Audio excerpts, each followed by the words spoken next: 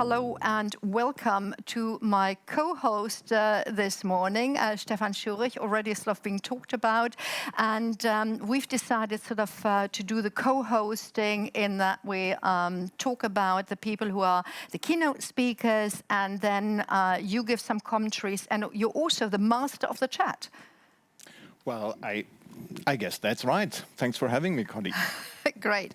So with Stefan on board, we'd like to open the sequence with keynote statements. Now, as you might see on the program, if you scroll down on the website, it actually says keynote statements, not keynotes, because keynotes, you would say it's 20 minutes.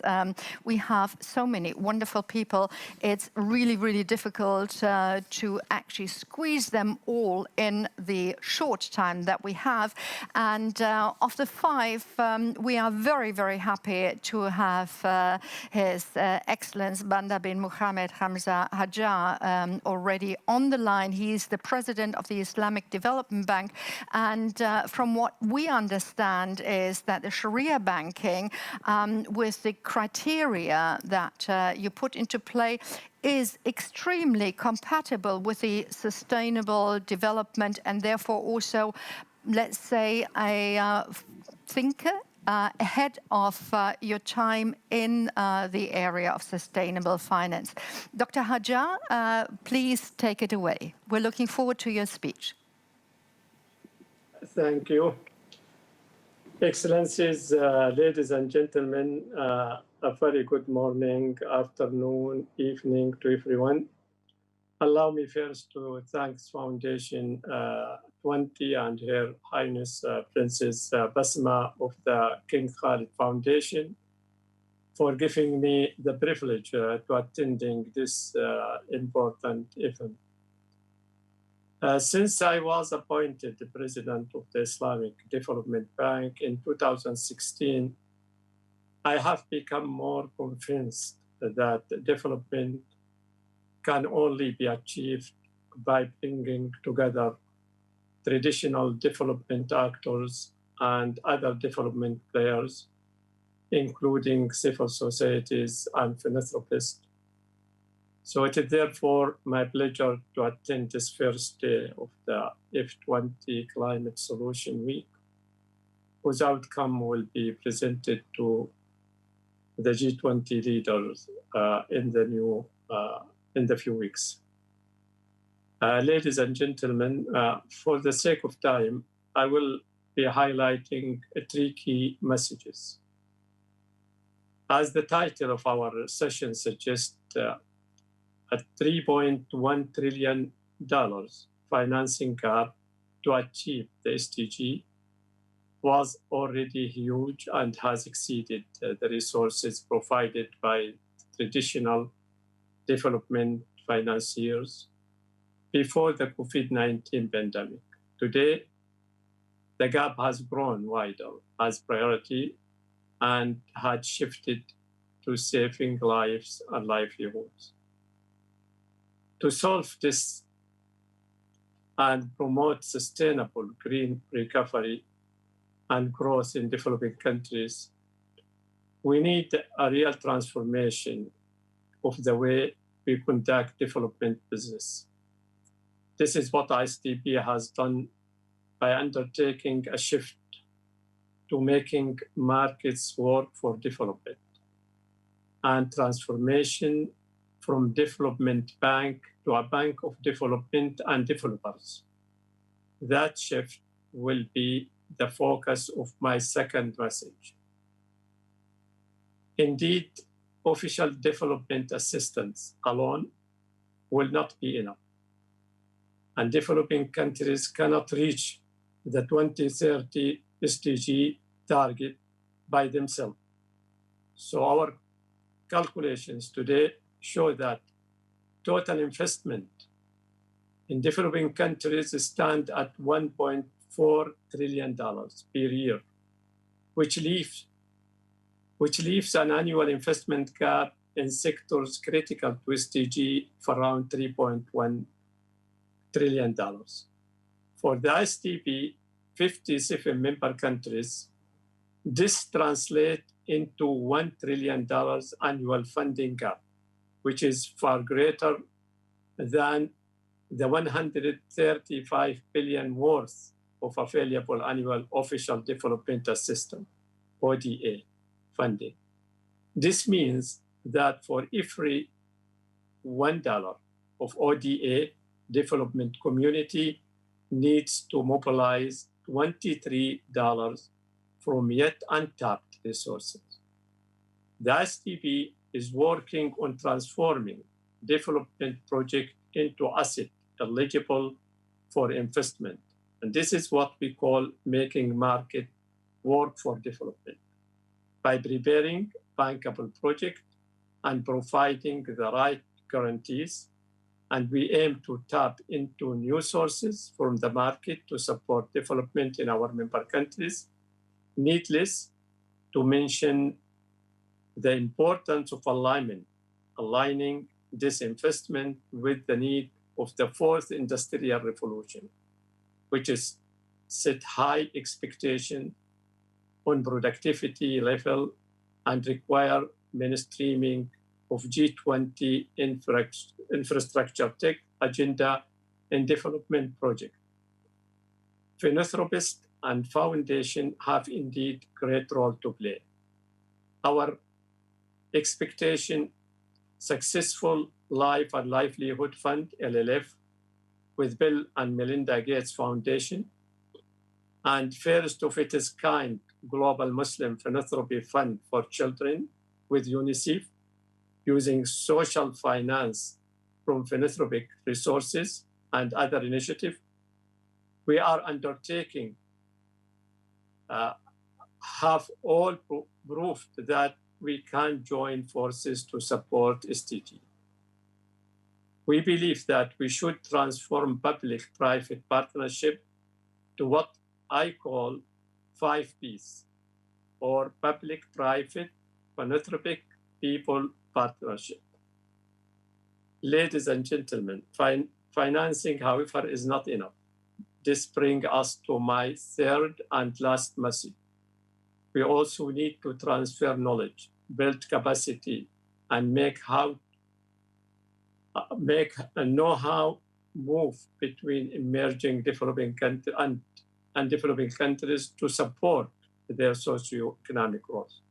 For this purpose, we are transforming into Bank for Development and Developers, building on our expertise in South-South and triangular cooperation.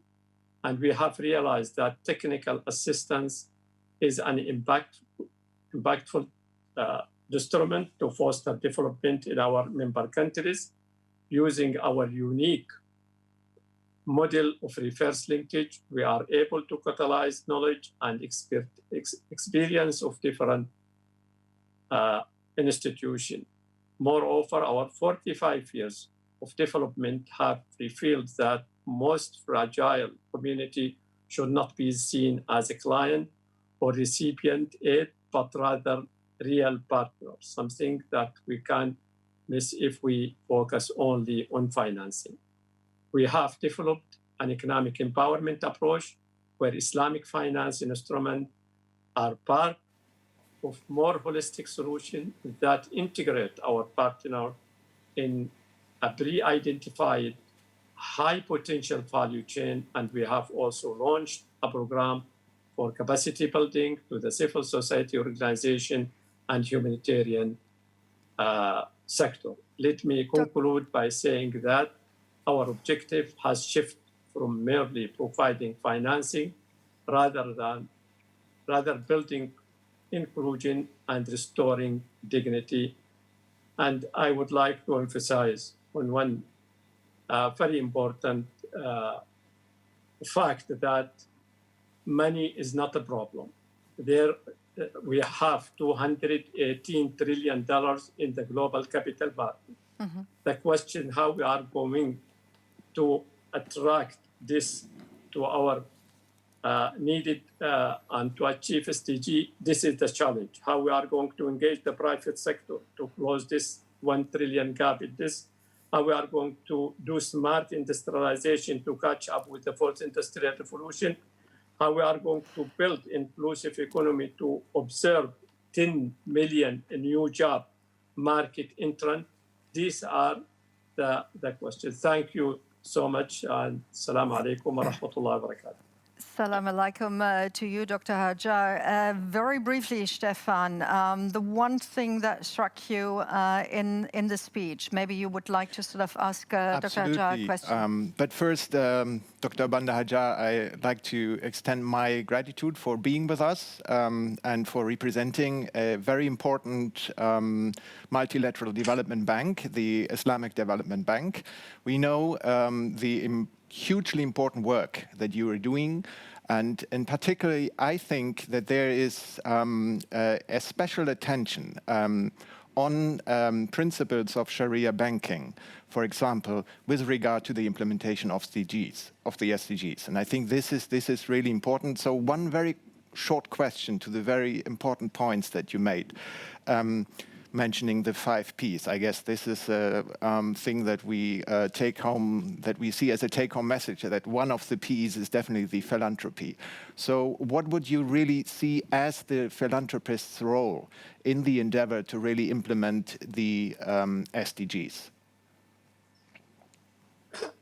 In fact, as I mentioned, the ISDB is adapting a new business model that focusing on playing the role of catalyst for development, transforming the bank from on-balance sheet funding provider to development enabler and investment facilitators.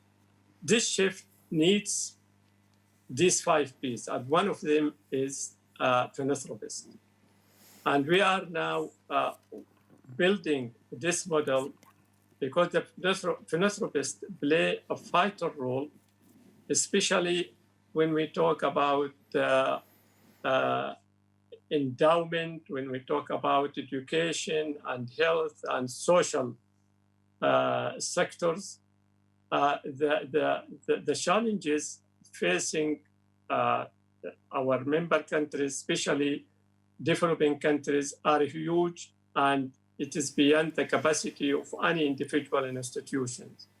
So to address these challenges, no one can address it by itself, rather private sector or the philanthropist, but what they really, or the MDBs, but what they really, the philanthropists need, they need the enabling environment in these countries so that they can really play this role. And this is what we think which is a part of our duty and mandate, is how to help our member countries to create this enabling environment in order to enable those philanthropists to play their role in the development.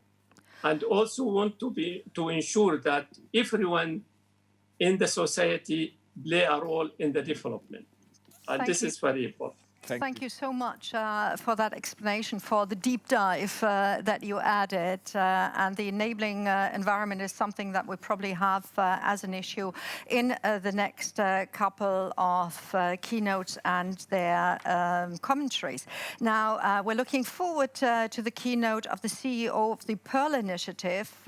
Yasmine Omari is the Executive Director of the Pearl Initiative, the leading Gulf business-led non-profit organization promoting a corporate culture of accountability and transparency. And there she is, and I'd love to invite you for your key statement. Maybe we could stick to the 5 minutes roundaboutish that we were given. Grand.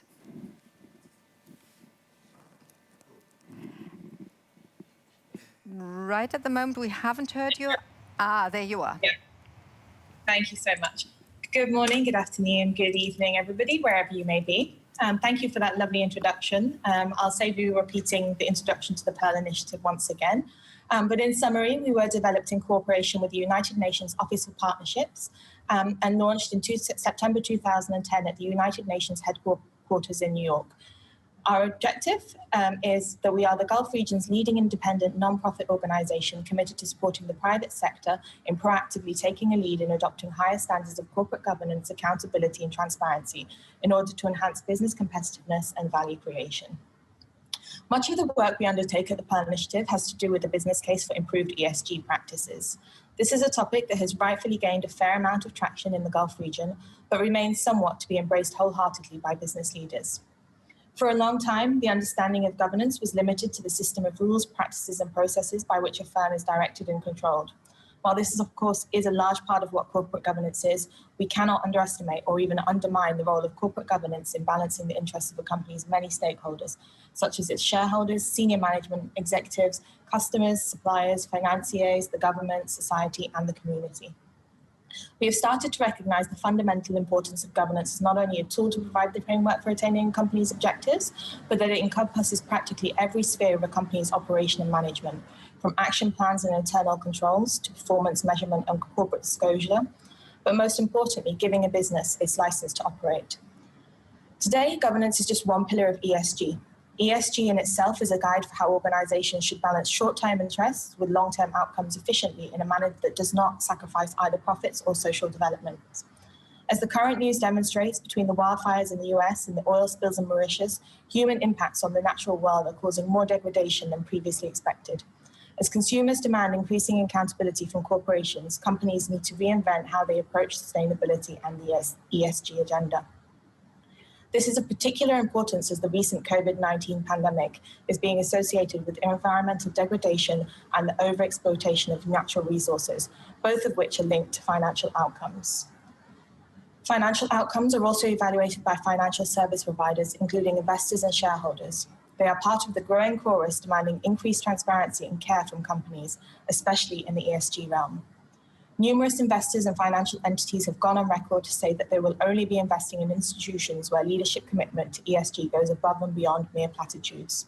This is because investors looking at consumers are looking at how their money is being spent and the returns they are getting from companies who remain aloof when it comes to ESG commitments. For example, a study undertaken by the Pearl Initiative on ESG drivers of investment in the Gulf region identified that 52% of foreign investors thought ESG was very important when investing in emerging markets. The same study also noted that 50% of foreign investors saw ESG in the Gulf as somewhat worse than in other regions. This is both shocking and disappointing for the Gulf, which has so much potential and is certainly a hotbed for business innovation. Statistics like these must propel businesses to walk the walk and not just talk the talk when it comes to ESG commitments. Finally, there is the often neglected moral case for improved ESG. We often talk about triple bottom lines in business cases, but there is the moral imperative for business leaders and entities to remain committed to ESG and to ensure that their activities do not just cause a minimal amount of harm, but avoid harm altogether. We must do everything in our power to prevent future global crises and to repair current ones. But this can only be expedited when business leaders look beyond sustainability reports and profit margins to understand that the world exists not for the sole purpose of economic exploitation or utilization, but to nurture existence and natural prosperity. Keeping both the moral and business case in mind, there is a strong relationship between philanthropists and financiers in compelling businesses to strengthen their ESG protocols. Whether these discussions take place at an international policy level or in regional boardrooms, the thread should be the same. Businesses must get smarter about how they work, be better stewards of ESG, and always think about the future when planning for the present. At the same time, we are also witnessing a gradual adoption and commitment to corporate stewardship, which largely consists of ESG imperatives under a wider umbrella. While still a nascent ideology in the Gulf, corporate stewardship holds a tremendous amount of promise in guiding companies to combine the moral and business cases for improved ESG, and in turn become committed guardians of socio-economic development. At the Pearl Initiative, we are undertaking extensive research to gauge what corporate leaders think of stewardship, how they perceive it, and how they implement it, and how the COVID-19 pandemic has steered their visions of what strong and proper stewardship entails. On a final point, when it comes to discussing sustainable development, recovery programs, and addressing the global challenges, we certainly cannot leave out the role of philanthropy. When it comes to philanthropy, today takes place in a context that is radically different from the environment in which many of its current practices and behaviours were developed. That being said, philanthropists are already steering the agenda when it comes to issues such as climate change, human rights, and corporate accountability. An intimidating range of forces, globalization, shifting sectoral roles, economic crisis, and pervasive connective technologies, to name just a few, are changing both what philanthropy is called upon to do and how donors will accomplish their work in the future. Collectively, we face a growing sense of need, even crisis, on many fronts, and many of the challenges climate change, education reform, pandemics, entrenched poverty, food security, and much more don't adhere to political, geographic, disciplinary, or sectoral boundaries. Philanthropy has responded to the shifting landscape, and the relevance and role of philanthropy has become a more urgent question over the past decade. Newer actors and older institutions alike have been striving to be more strategic in a variety of ways. Funders and donors have been pushing to improve impact by clarifying goals, building theories, examining data, and increasingly consulting more often with their partners, peers, and beneficiaries. The bar for performance has likely been raised permanently along with the rigor with which it's measured. The actions that have gained most traction over recent years have been taken by new leaders who have distanced themselves from the past while launching experiments of many kinds, including venture philanthropy, online giving platforms, market-based approaches, and a resolute focus on narrow objectives. With that being said, our work in the philanthropy realm is certainly not complete. We have a long way to go in terms of philanthropic innovation towards improving effectiveness, efficiency, and responsiveness, while also building on this agenda to include an additional focus on the coordination and adaptation of philanthropic performance. The work to improve performance and to execute with excellence remains a difficult and important pursuit. Yasmine? Thank you. Could you come to your last sentence? To conclude, we are witnessing an epoch when it comes to the relationship between corporate profit-driven mandates and the constantly increasing stakeholder clamour for corporate accountability. ESG is the framework that has long-term capability to guide corporations and other partners, such as philanthropic institutions and financiers, to become true guardians of the world's social and economic futures. ESG and its components, increased and improved reporting, restructured business planning, and differentiated impact assessments, to name a few, can change our collective futures, but only if we can all come on board to embrace these two pillars. So do join me in exhorting the importance of ESG and business accountability as we travel together to reinvent how businesses build the future. Thank you. Thank you so much. We wouldn't have wanted to have missed the last takeaway. And if I understood you correctly, and if we take into account Dr. Hajjar's, there is enough money, but you need to have a change in mind shift in business priorities and, of course, in leadership. And calculate in ESG. Stefan. Yeah, thanks, Yasmine. And Yasmine, you mentioned walking the talk and not just talking the talk. And that's, of course, very, very obvious. What is holding us back? So those who are walking, who are holding them back? What is the rate limiting factor? I think it's on different levels. As a corporate philosophy, when you speak to many organizations, and I mean, the COVID-19 response has currently demonstrated this for us, particularly in the Gulf region. Prior to the COVID-19 crisis, people, would say sustainability, CSR was part of the way we did business. It's embedded in our DNA. Unfortunately, upon the onset of the crisis, you've noticed that the first budgets to be hit, the sustainability, the CSR, and those kind of not imperative budgets for business. We need to change the perception around what it means to be investing in CSR, but also understanding the value. So I suppose this comes at different levels, whether it's the board direction or senior management or executive management. Depending on the organization, it trickles down. But broadly speaking, it should be a top-down led agenda. So it should come from the board. The organizations where we've seen them build in fantastic, COVID-19 strategies for the business, but also kind of for the wider society, it's evident that the board drives these processes and systems. Thank you very much, Yasmine. And of course, we would love to continue the conversation. It's just that even in hybrid or digital events, there is this time factor, and we actually have to mind the time in order to get done. So, ladies and gentlemen, the next person is probably a household name in impact investment. I'm just going to quote the title of the book that became a bestseller in the community this summer, Impact: Reshaping Capitalism to Drive Real Change. And you might know that the author is Sir Ronald Cohen. He himself is described as a pioneering philanthropist, a venture capitalist, private equity investor, social innovator, and all these absolutely wonderful additions. His proper title is that he's the chairman of the Global Steering Group for Impact Investment and the Portland Trust. I'm not going to say any more So Ronald, just take it away and get us into the middle of things. Thank you very much indeed. It's wonderful to be here with all of you. The environmental impact stream and the social impact stream have moved forward in parallel for the last decade or two. And it's time that we brought the two together.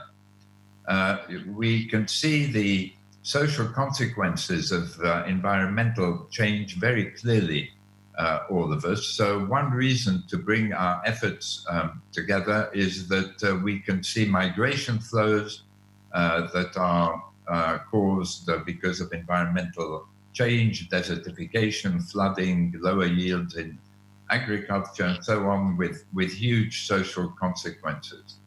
And the other reason, though, that we have to unite our efforts is that we're all actually in need, in order to change the behavior of companies, which is what Yasmine has been calling for. She's been talking about the change of mindset, but we're in need of the same tools to change the mindset. And now that we have $30 to $40 trillion of ESG and impact investing, the difference between the two being that impact investing measures the impact as well as having the intention. ESG has the intention but doesn't measure the impact that is created. Together, those two streams, impact investment will hit $1 trillion this year. Together, these two streams represent 30 to 50% of all the world's professionally managed assets. And if we want to change the behavior of companies, we need to bring impact transparency to them. And so I believe we have a breakthrough in achieving this. And I believe it is going to change now the acceleration of both the environmental and the social impact movements. Harvard Business School, through its Impact Weighted Accounts initiative, published just 2 or 3 weeks ago the figures for 1,800 companies showing the environmental damage they cause in dollars. If you look at those 1,800 companies, you find that 15% of them, 250 companies, deliver more environmental damage than they do profit. A full third of the companies, over 500 companies, deliver environmental damage that is equivalent to 25% or more of their profit. Now, it's true that not every impact is environmental, and that companies deliver alongside environmental damage and sometimes environmental improvement, employment and operational impacts that are positive. And that's why this initiative, which is open source, you can all go to the Harvard Business School site and look at impact-weighted accounts, IWAs, and access the information. We will be adding next year both the employment impact of companies, measuring elements like the diversity of a company and the social cost that the lack of diversity brings to communities, and also the operational impact and the product impact of companies. Looking at the food companies' product from the point of view of saturated oil fats or sugar content and the cost implications for the health of the consumer. So starting next year, we will have an insight into the total impact of companies. And I want to put it in a historical perspective, because the lack of transparency that we have on impact now, with 30 to 50% of investors seeking impact with no transparency on the impact created, is very similar to the lack of transparency that existed around profit in 1929 after the Great Crash. And COVID-19 and the COVID-19 crisis brings us to a similar crossroad. In those days, companies picked their own accounting policies and had no auditors.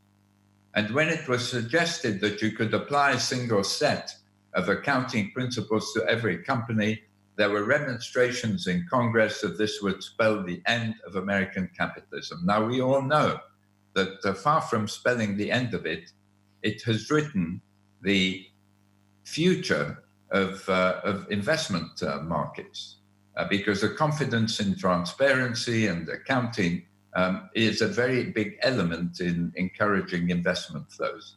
And so I believe that we're at a crossroad now where we must call on governments to implement mandatory publication of impact-weighted accounts by companies starting 3 years from now. If we do that, companies will already begin to manage their impact, helping us to exit sooner from the COVID crisis and all its economic and social effects, and enabling us to change our system so that impact comes to the center of our economies alongside profit and redefines the meaning of profit, of value, and of success. Thank you. So, Ronald, my big question is, even as an economics student like 30 years ago, I couldn't understand how in the proper cost, there was never priced in the use of the global commons. And you pointed out that sort of 15% of these companies were actually sort of doing more damage, but the damage is being paid by somebody else. So how quickly do you think, and you just mentioned 2 years, how quickly do you think one can actually spread this idea of doing different accounting, different balancing for companies? I mean, it's going to take a while. Well, it took 4 years in 1929 to get to legislation.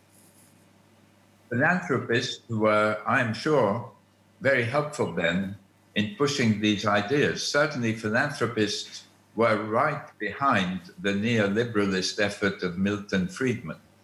And so philanthropists have to get behind this movement now in order to bring it to the attention of governments. The tools are there. If governments required that starting 2 years from now, companies publish impact-weighted accounts, the tools are there to achieve that. It depends now on getting governments to act. And in order to get governments to act, it has to come from every direction. Pressure from investors, pressure from philanthropists, pressure from the popular consumer and employee, pressure from savers who have pension funds and who require their pension funds to be invested according to ESG and impact principles. So it can happen. And COVID is shaking up our habits and beliefs and accelerating the process of change. So I think we should go for it. And just like our predecessors in 29, we will be successful in bringing it about. Thank you so much for your optimism. Stefan, there were a number of remarks in the chat. Yeah, well, let me say we can't give justice to every question in the chat, of course, but however, we want to encourage you to still post your questions because we certainly put them on our table, and they can be, of course, also raised in the breakout sessions later on, where every one of you also can contribute verbally and share your thoughts. I just want to make one point because I find this really important. When I first heard the term impact investment, I found it slightly misleading because it suggests that any other kind of investment wouldn't have any impact unless you do impact investment. And that's exactly not the case. And that's especially what we just heard from Sir Ronald Cohen, that he says we need transparency about what our money does in both ways, in all ways. And I think that is really hugely important that we get this transparency on impact investment. Thank you very much. Maybe something that can feed into the recommendations that we're going to formulate at the end of the week. So thank you very much. And as I am looking around, I see our next speaker lined up. I'm very happy about that. Naina Batra is Chair and CEO of the Asian Venture Philanthropy Network. Again, we've been talking about philanthropy, and Naina has been absolutely wonderful because she quadrupled the base and the membership in the last couple of years. Under her direction, the organization has grown from focusing only on venture philanthropy to supporting the entire ecosystem of social funders, from philanthropists to impact investors to corporate CSR. Before I talk more, it's up to you, Naina. Please take it away. I think you're still unmute. Could you unmute yourself, please?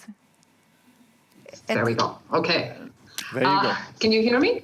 Absolutely. Okay. Distinguished guests, ladies and gentlemen, good morning, and thank you for inviting me to F20 Climate Solutions Week. I am indeed very glad that F20 has pressed on with this flagship event virtually in these unprecedented times. As we look towards achieving the UN Sustainable Development Goals in this decade, these targets still seem to be out of reach. We made some progress before the turn of the decade, but it was still too little, too slow. In fact, Asia was not set to meet any of the SDGs as we celebrated the new decade. But the last 9 months have been a wake-up call, to say the least. Wildfires, pandemics, strikes, plagues, explosions, the crises continue unabated. With uncertainties and change as a constant, it makes it extremely difficult to find a clear vision and establish a new normal. However, I believe instead of grounding ourselves in normalcy, let's pivot towards better. Because this global chaos has revealed fundamental cracks in our systems and has shown that we not only need better governance, better investment strategies, better business models, but more importantly also a paradigm shift that lays the foundation for an equitable and inclusive future. So how do we get there? The key is collaboration, an overused but under-practiced concept. These past few months have truly forced us to acknowledge and confront the depth of our interconnectedness and interdependence. While we have seen leaders rising to the occasion by inviting partnerships and catalyzing collaborations, many more are still working in silos, not because they want to, but because effective collaboration is not an easy feat to achieve. And that is where ecosystem builders who are tuned to the landscape and acquainted with all of its players within the ecosystem find their foothold. As I've been introduced, I am the CEO and chairperson of AVPN, one of the largest funders networks in Asia with more than 600 members who are looking to move their capital towards impact in the region. And we facilitate their impact journey through a strategic, collaborative, and outcome-focused approach. In the next few minutes, let me share with you 3 ways how do we actually achieve more effective collaboration. First, we need to break down traditional silos across philanthropy, impact investing, and sustainable finance. The speakers before me have all spoken about impact investing, sustainable finance, and corporate social responsibility. In the face of donor fatigue and forecast reductions in donations of up to 30% over the next year, the philanthropy ecosystem will continue to operate under hugely challenging conditions. Therefore, we need to go beyond our usual suspects and engage with unlikely allies. Status quo is no longer sufficient to create enduring change. It calls for regulators, markets, and donors to be more open-minded and flexible in responding to changing circumstances. Even as different countries experience varying degrees of physical lockdown and restrictions from COVID-19, the dire repercussions on corporate liquidity is a common trend, which can be a major challenge for funds and businesses alike. Ford Foundation's decision announced earlier this month to sell $1 billion in bonds to provide grants to nonprofits is a record offering for the market and an innovation necessary at this time when so many foundation endowments are expected to shrink considerably. The private sector, social actors, and development agencies must express mutual trust and willingness to pool resources to address a wide range of social issues across sectors. Cross-sector partnerships through the exchange of not only financial resources, but also experience and networks are crucial to scaling impact. And we have seen this in Hyundai's successful incubation program, H-Jump, which is now the most successful education social venture in Korea. In addition, philanthropists must practice both flexibility and agility in deploying their resources towards social entrepreneurship. The flexibility of the capital will allow social entrepreneurs to be more creative in developing solutions. Given the great uncertainty and magnitude of the issue at hand, strict structures imposed by institutional funders can impede timely delivery of much-needed services. Secondly, take risks and innovate. Collaborations are also about taking risks, being comfortable with uncertainties and being challenged with new perspectives. Although this can be uncomfortable, it is evident that unique and unusual collaborations can sometimes be the most impactful. By piecing together players that have no idea that they can work together, social investors can effectively engage and explore the nexus between the various impact areas. This was something we heard from Dipali Khanna, Managing Director of Asia's Regional Office at the Rockefeller Foundation during the AVPN conference. In May 2020, the MasterCard Center for Inclusive Growth and the Rockefeller Foundation announced Data.org as a platform for partnerships that will continue to build the field of data science for social impact. This is a follow-on initiative of a $50 million commitment that MasterCard and the Rockefeller Foundation made last year to launch a transformational model for philanthropy. As a part of this announcement, Data.org launched a new $10 million impact challenge to crowdsource scalable and sustainable data science solutions for nonprofit, civic, and government organizations. Religious giving and mainstream investments also make strong allies. Islamic giving customs are evolving in this dynamic economic environment. For example, Indonesia-based PT Principal Asset Management has been instrumental in developing investment vehicles that pool Islamic finance and social capital. In partnership with UNDP and Indonesia's government agencies, the asset management firm catalyzed Islamic philanthropy funds and Islamic fintech towards COVID-19 relief efforts. Finally, fund systems change and not just a cause. Let's envision an elephant in the room. Each of us will only be able to see one aspect of the elephant. And likewise, when we tackle multidimensional issues like gender inequality, climate change, poverty, income inequality, no one funder will be able to see the full elephant alone. Designing collaborative solutions that can see the elephant as a whole will be key to systems change. In addition, many of the challenges we are seeking stem from government and/or market failures. Now, more than ever, we need to think about how we can go beyond treating the symptoms of these issues and help governments and markets work better and work more efficiently. I will close with this final thought. While no one would have chosen the circumstances which have brought us to this moment in history, let us look at this global crisis as an opportunity for expanding the tent, for reaching out across the silos that have separated us and working together with renewed purpose to create systemic change and build the tomorrow that humanity deserves. It is time to smash the status quo. We are all social investors now. Thank you very, very much, Naina, for your insights that you shared with us. And again, I take away collaboration, transformation, and Stefan, what have you heard? Well, first, also thanks from my side, Naina, and this is very insightful. And there are indeed a couple of questions. I just want to pick out one from Michael Rader, who asked whether the operation of organizations depending on third-party money, and this is, of course, one of the elephants in the room that we also need to ask in terms of philanthropy's role, depending on third-party money is not long-term sustainable. Should standard companies be supported in delivering results already? So that's one of the questions. I don't know if you have a thought on this, No, Naina? absolutely. I agree completely. I don't think philanthropy can be the way for achieving sustainability over the longer term. Philanthropy must be used as first loss capital. It must be used to take the initial risk. And thereafter, it is very important that the enterprise has a sustainable business model.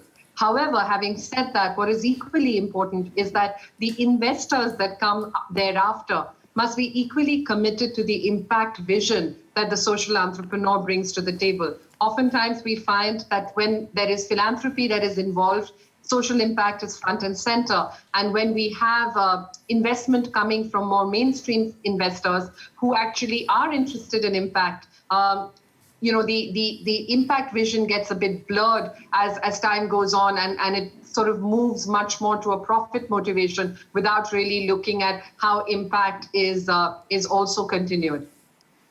Thank you very much for that pinpointed answer. And ladies and gentlemen, let me just share with you, we are sort of slightly 20 minutes beyond the time limit that we'd set ourselves. However, that's only going to make your break a tiny little bit shorter. So no worries. A big thank you again to Naina. And with that, we're going to come back to Germany. One of the foundations that is supporting the first day of our resilience and recovery, highlighting solutions for the G20 on climate and sustainability, is the Deutsche Bundesstiftung Umwelt. And as the next speaker, we have Michael Dittrich, the Vice Secretary General, who's been actually one of the early movers in the terms of divesting and investing into clean energy. So Michael, also as one of the early allies of the Foundation's 20, please share your thoughts and your experiences with us. Yes, thank you very much, Conny. Ladies and gentlemen, thank you very much for inviting me to address you today with a keynote, and thank you for organizing this great conference. The German Federal Environment Foundation was established in 1990 by the German Parliament, the Deutsche Bundestag, in the legal form of a foundation of private law. We have an endowment capital of approximately 2.3 billion euros and fund projects for innovative environmental protection in the field of technology, research, education, nature conservation, with approximately 55 to 60 million euros annually. For 15 years, we have firmly anchored the topic of sustainable investments in our investment guidelines. Since 2015, we have investing in renewable energy plants. This topic seems particularly important to me at today's conference. So when we look around in view of extremely low interest rates worldwide, where capital of insurance companies, pension funds, foundations can still be invested today at acceptable returns, and in which areas there is also a need for additional investment opportunities in order to achieve the Paris goals, then investments in renewables will be the focus for me. I would like to share some thoughts with you on this topic. The energy industry will continue to gain importance in terms of electricity production for reasons of climate protection. While electricity consumption is only rising slightly in developed, industrialized nations, it will double in developing countries. And in both developing and developed countries, affordable clean energy that is available to everyone is the heart of strategies, both for economic development and reducing emissions. In order to comply with the goals set out in the Paris Climate Agreement, investment in renewable energies must increase. Despite growing investment in renewables for power generation, we are still in danger of losing the race against the growing demand for energy around the world. So mobilization of private capital is essential.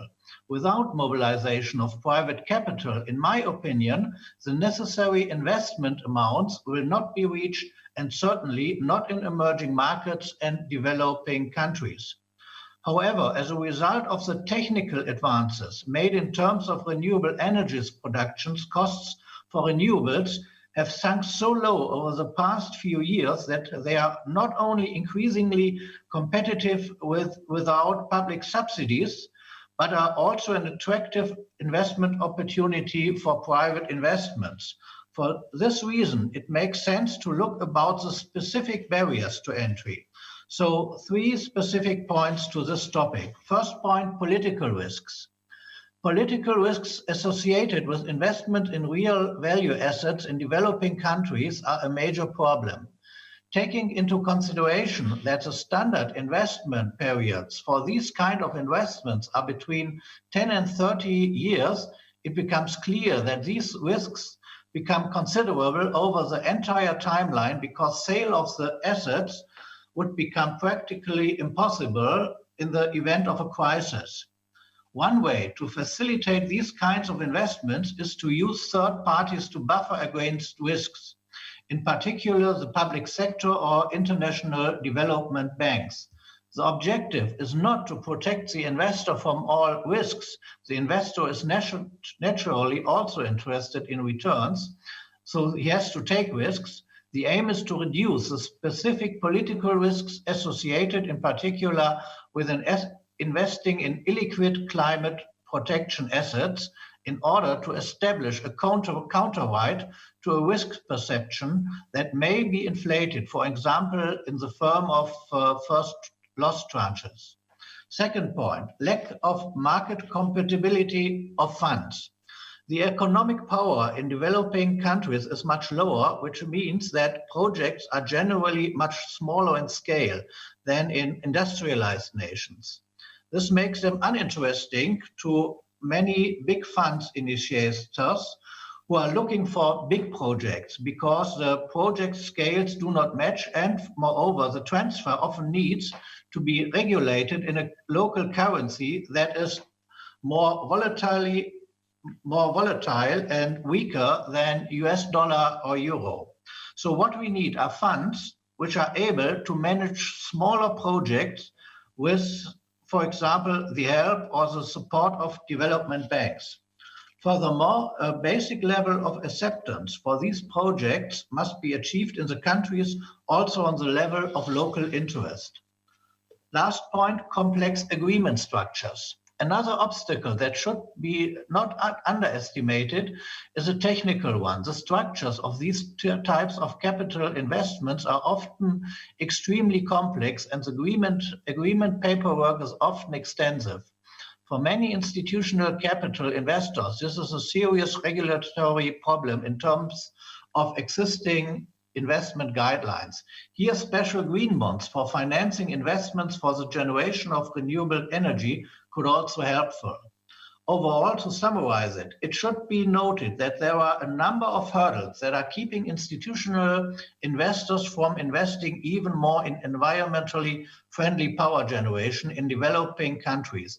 And as a result, demand remains modest for the few investment projects that currently exist.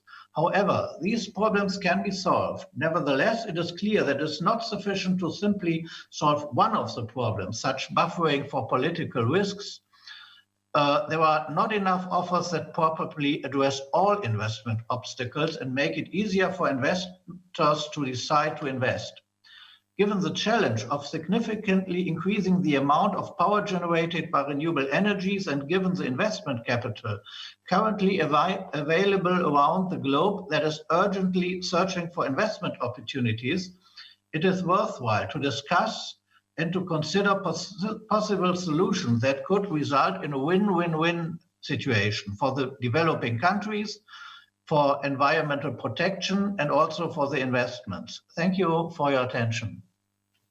Thank you very much, Michael, for actually deep diving into one of the aspects, energy, that is, of course, part of the nexus that we're also going to have on Wednesday in a deep dive discussion. Stefan, again, we've heard a positive outlook, win-win-win, but it's going to take some time to get there. What was the response in the chat? What is your response? Well, I think, Michael and I had a number of previous conversations about that. That really hits the nail on its head, the question of risk coverage. But I may add, if I may, Michael, that that doesn't necessarily mean that investments into renewable energy are full of risks. It is mainly about the perceived risk that people acknowledge or that people feel, and coverage of that by a public hand or coverage by MDBs gives the investment the security needs to get unfolded. And then in many cases it works extremely well. So this should be just that. But this is really the point, pooling of smaller investments to make it bigger investments in funds. This was the second point, facilitating the agreements, and his first point, really making sure that those risks, that those perceived risks are somehow covered. We have one question from the chat, if I Michael, may. ready to go? Michael, there's a question from the chat asking whether your organization is supporting harmonized cooperation between various renewable energy players to combine those technologies. I would say that goes into your second point in creating larger investment opportunities, pooling different players on different sides. Are you looking into supporting those efforts?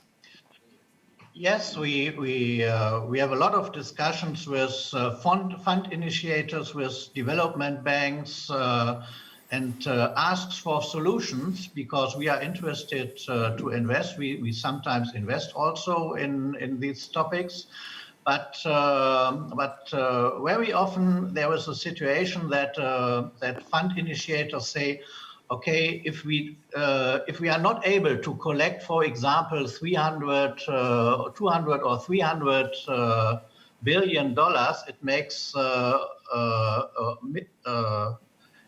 no sense for us to initiate a fund.